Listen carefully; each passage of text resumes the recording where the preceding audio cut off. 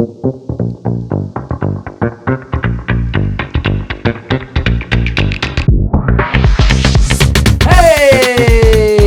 everybody. I'm your friendly neighborhood youth pastor, student minister, and all-around good guy, Matt Parker, and this is my good friend, Katelyn. Heyo. How you doing today? I'm alright. I'm a little stuffed up from my allergies, but other than that, I'm good. Allergies have been nuts Yeah. over the last few weeks. I've been like, I was walking around the other day, and like my voice was like an octave lower, and I felt like, I could sing like country songs and stuff like that. It was crazy. It was fun. Okay. It was fun. But then I had a headache too, so that wasn't so fun. But yeah, well, welcome to Let's Talk About Things and Stuff, where we talk about things and also stuff. That's right. That's right. So let's get started by hearing from you guys.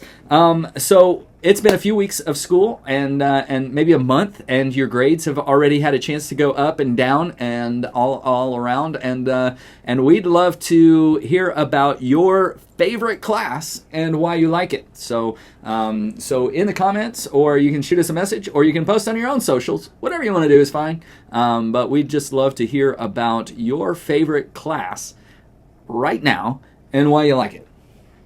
What was your favorite class in school? It varied.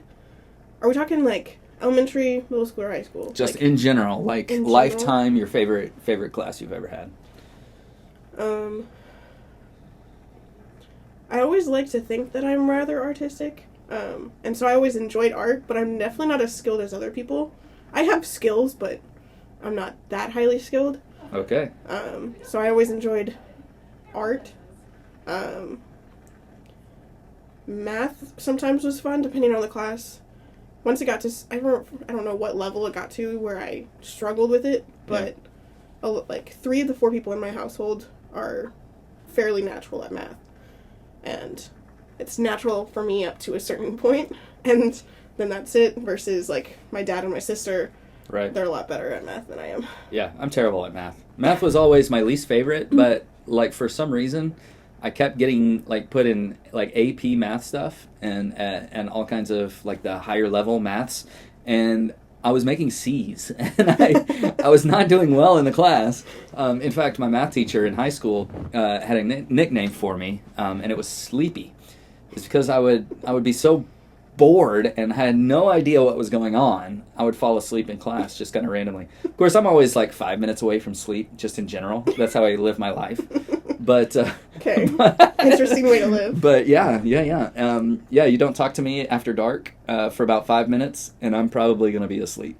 So, yeah. So if I'm driving at night, I'm gonna need some caffeine and a good podcast or some good music to keep me going, or somebody to talk to. So, anyway, yeah, fantastic.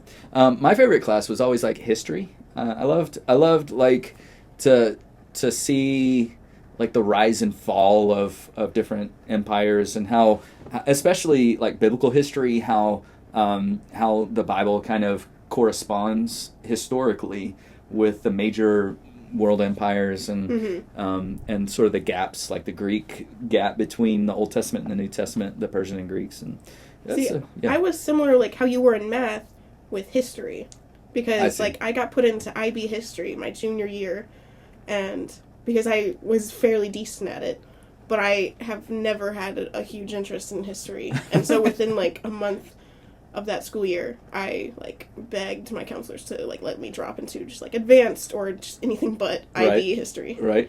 So well, there is one thing that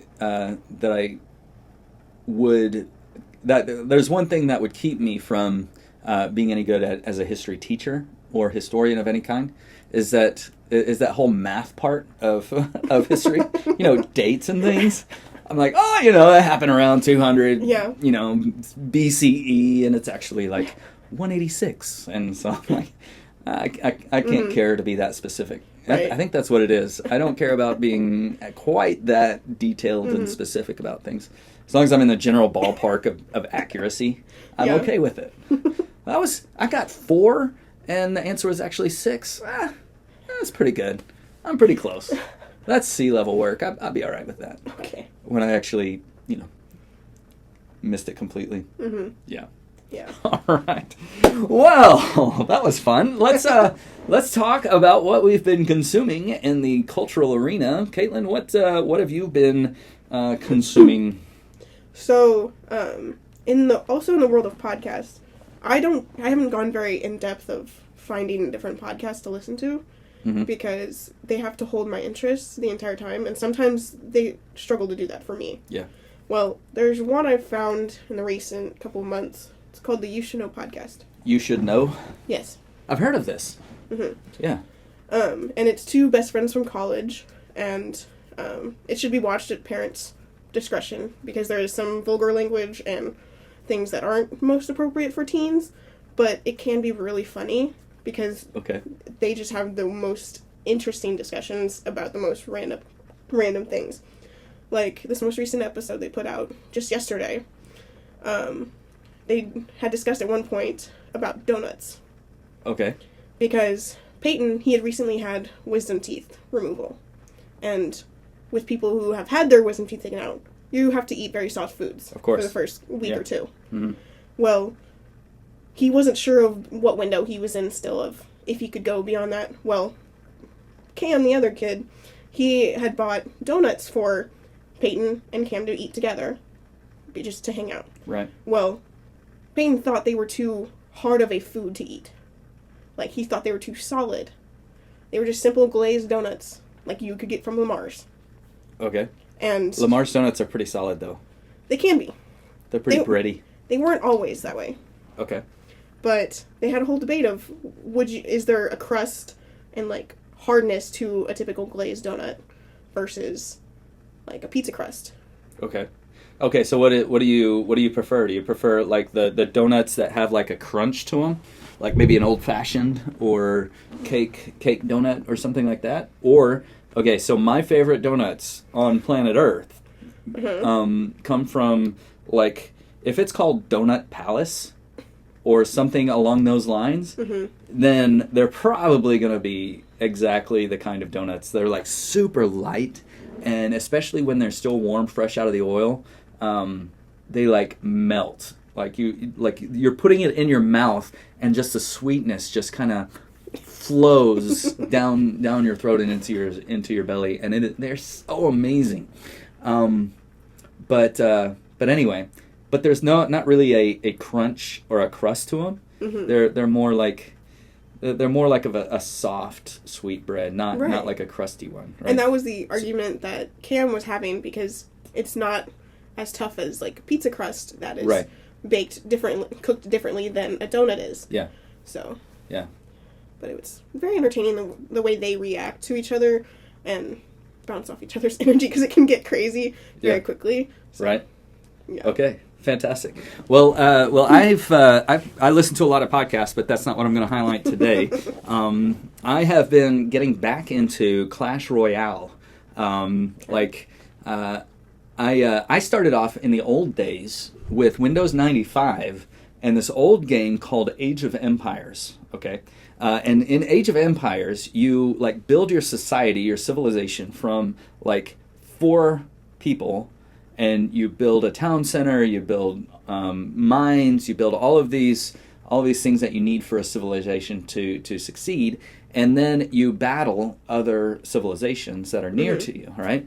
And you could do it online with, like, it was like a massive multiplayer, online, what is it, MMORPG kind of thing, right? Yeah, but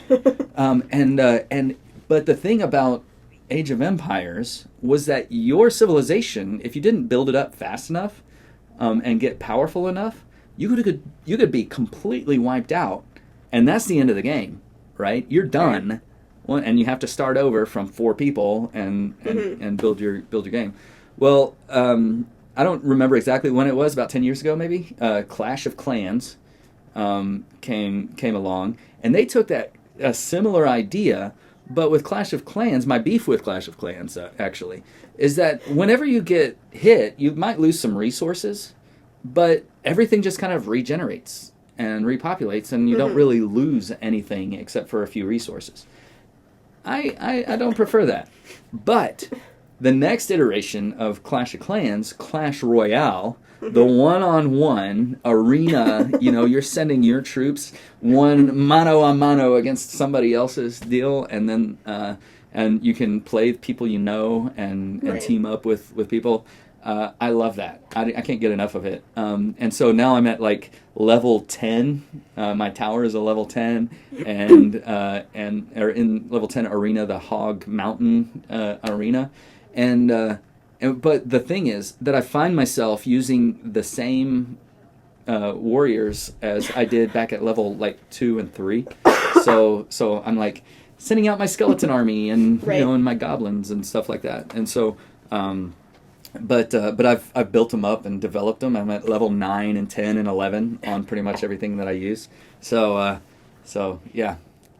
It's a lot of fun. What I really enjoy is the 2-on-2. Like you can do this like team up with some random person and fight 2 other random people, and it's a lot of fun. I really enjoy it. And okay, one thing I wish they would do though, like they have like these little trash talking kind of emotes is what they call them, and they have a very limited range of things that you can do, like. Wow, or good game, or oops, things like that. Oops. And they're all prescribed, and they've got some like moving kind of emoji kind of characters too, that communicate a little bit more of trollish kind of attitudes, anger and stuff like that. I don't use those very much because I'm not an emoji character.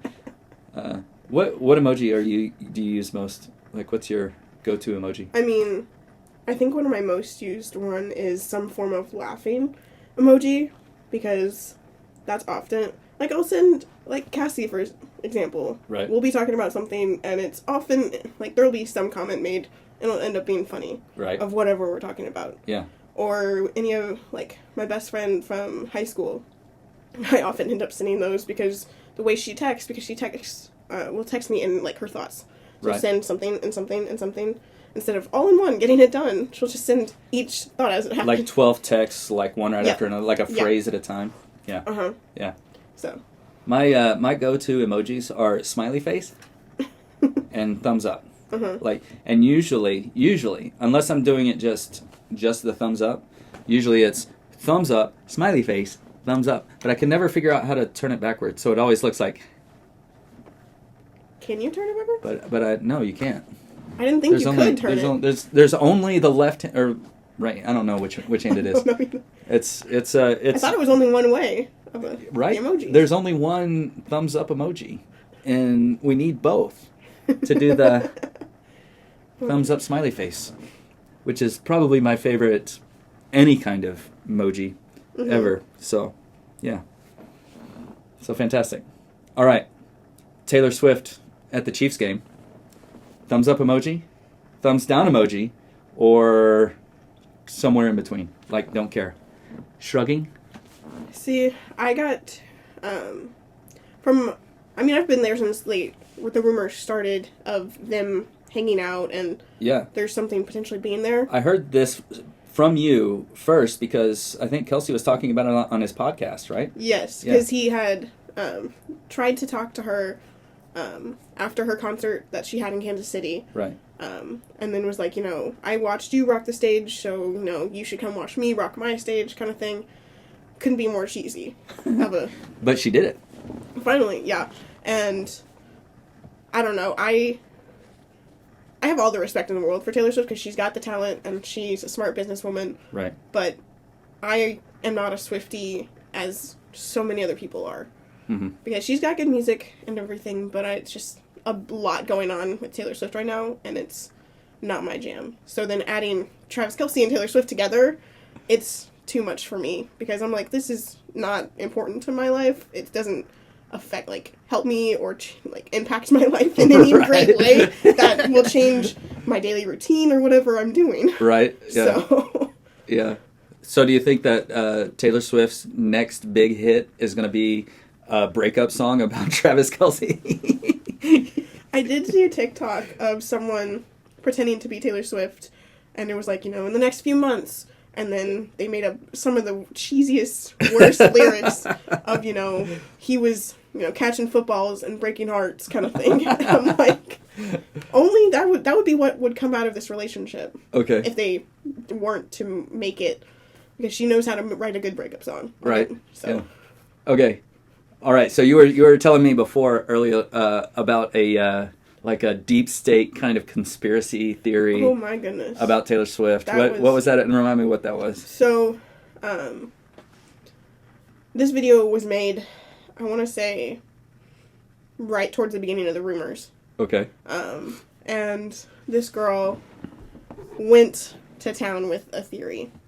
And so she, essentially, they are hanging out and then they start dating. Chiefs do well all through, because she's on break from her tour until November, and then she goes international with her tour. All right. So, she's kind of, being in Kansas City a lot more with hanging out with Travis and all that. Okay. And do you think we'll run across them at the Whataburger or something? I highly doubt it. I think Travis probably goes to the Whataburger. I don't know if Taylor does. Travis would be more likely to. Yeah. I think so. But so this theory is, all through October, they're hanging out more often, strengthening the relationship, and then she goes off to start her international leg of her tour, and the Chiefs do well and Travis does well, and they make it to the Super Bowl. Well, a couple weeks leading up to the Super Bowl, supposedly, she would ghost him and just cut off all communication. And in the Super Bowl, it would be a rematch from last year of the Eagles and the Chiefs, because she's from Philly and is an Eagles fan. Is she actually from Philadelphia though? Yeah, that's what I've heard. I haven't I've never really known. Fact checked any of this. Yeah. But this is a huge stretch of a theory. Yeah. And so she would have been ghosting him for the couple weeks leading up to the Super Bowl, but he's dead focused on the Super Bowl. Well, right. In this theory, it's there was no announcement of who would play the halftime show, as they were going to keep it a big surprise. Right. Well, this girl had checked out, at this point in her international tour, Taylor would be in Tokyo. And so it's not very likely she would be the halftime show performer. Well, halftime comes, each team goes to their lockers, out comes Taylor Swift. And so the halftime performance. Yes. And so then Travis this is where it gets really funny. So Travis hears her from the locker room, leaves the locker room, comes out and, has this big emotional kind of breakdown kind of thing. And then it impacts his game, how he plays the game the rest of the Super Bowl in the second half. And therefore giving the Eagles the win, because he's not on his best game, because if Kelce's not on, then there are no other weapons. Absolutely. That Kansas City has. And one flaw I saw in that theory as well, amongst millions of things. Right. Because they've since announced who's performing the halftime show. Right. And then they mentioned last year, Andy Reid would not allow any of his players to watch the halftime show. Okay. If they I had no idea. If they had left the locker room to watch the halftime show, they were not going to play the second half of the game. Because he wants them absolutely focused on the game. Yeah. Being that it is the Super Bowl. So, I'm that would not be allowed for Travis to leave the locker room if this theory were somehow to come to fruition. What's your favorite halftime show that you've ever seen of the Super Bowl?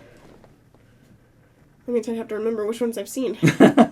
My favorite's probably the 90s hip-hop one, the Dr. Dre, Snoop Dogg. That was a pretty good one. Oh, that one flowed really well. Mm-hmm. They had a good lineup, and every song was just on point. That one was good.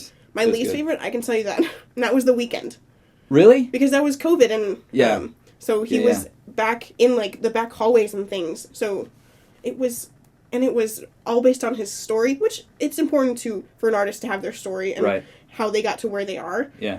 But the camera work was terrible, and the costumes weren't all that great, and it was not good in my opinion. Not great, yeah. So that year, the weekend here at church, our winter retreat was the weekend after the Super Bowl, where The Weeknd played the halftime show.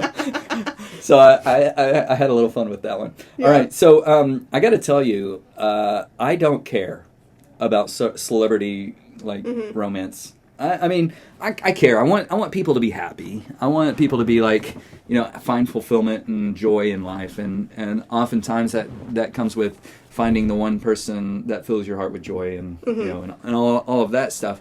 But all of the attention that we put on celebrities and kind of hold their relationships up or criticize their relationships or highlight every negative thing that happens in that relationship or draw theories about what's going on in their relation. Like Taylor and Travis are just like, things are just going nuts with those guys, just all over the socials. And it's just, I've been married for 23 years now, and we've had some serious, like, really, like, hard stuff go on in our marriage.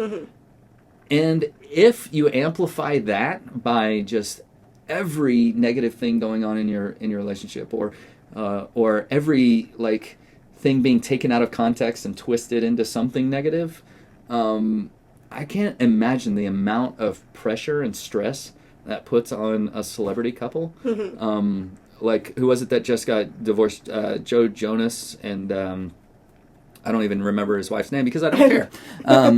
I care. I care about them as people, but I don't care about knowing detailed information. I'm like, oh, those two got married. Oh, that's nice. And let's move on with our lives and not put so much emphasis or stress or pressure on people to be something they're not. Because I think a lot of this comes from, oh, they're celebrities, they're examples. We're going to put them up on some kind of pedestal, and they're like what I aspire to be in my life. And then we realize that they're just people. And often flawed, terribly flawed people like we are. And when those flaws make themselves known, like, anyway. So reality TV, like those, what are the magazines that you, tabloids, reality TV, all the drama that people create around these relationships. I don't care. I can't even begin to find myself interested in any of it. So, yeah. British royal family, nope. I'm not interested, not even a little bit. So, what I am interested in are those celebrities that have been married for like 40 years. Like Tom Hanks has been married for a long time. Yeah. I heard just a couple of weeks ago that Bono has been married for like 40 years. He's been a rock star for 40 years. He married his high school sweetheart, and I didn't even know her name. I didn't know his name until I heard it a couple of weeks ago. Yeah. But like happily married, I want to hear about that. Right. I want people to be like, here is a marriage that lasted and did well, and here's some things we can learn from these people. Right. Yeah. I know there's like there's been recent of some relationships that I've, I don't know which ones exactly that I think of, but they do their best to keep as much as they can private. Yeah. Even though they're celebrities. Yeah. Like, I know Tom Holland and Zendaya. I love them as a couple. Are they still together? Oh, yeah. Oh, my gosh. But they keep their relationship as private as they can. And, I mean, because... Yeah. How can you scrutinize something that is not seen? Yeah, right. So.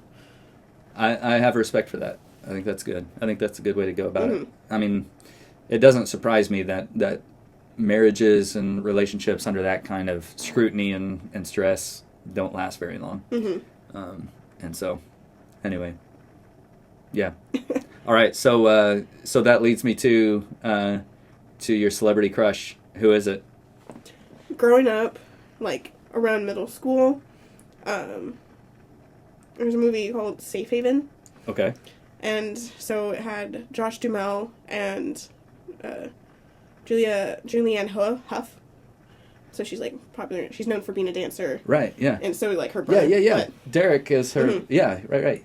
And so I always loved watching Josh Duhamel in that movie. So, but that year. Josh Duhamel? Yeah. Nice. That was like solid 10 years ago though. He's aged quite a bit since. Yeah. But. Right. Well, my celebrity crush, she's a celebrity with like 4 to 11-year-olds. But her name is Misha Parker, and like she is like my all-time celebrity crush, and she's pretty amazing. She's pretty amazing. Before I met Misha, though, like in the 90s and earlier, like Jennifer Aniston and Meg Ryan, kind of like I had one poster of any celebrity on my wall at any time, and it was Jennifer Aniston, and it was in college, and that was the only celebrity poster I ever owned. But anyway, yeah, so that's it. But I could never hope for anything more than Misha, and so she's my crush. What about you guys?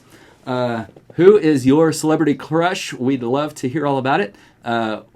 You can post it on your socials or in the comments, or shoot us a text.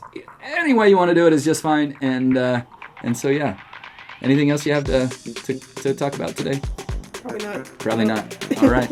Well, that's it. This has been Let's Talk About Things and Stuff, where we talk about things and also stuff. And so we'll see you again next time.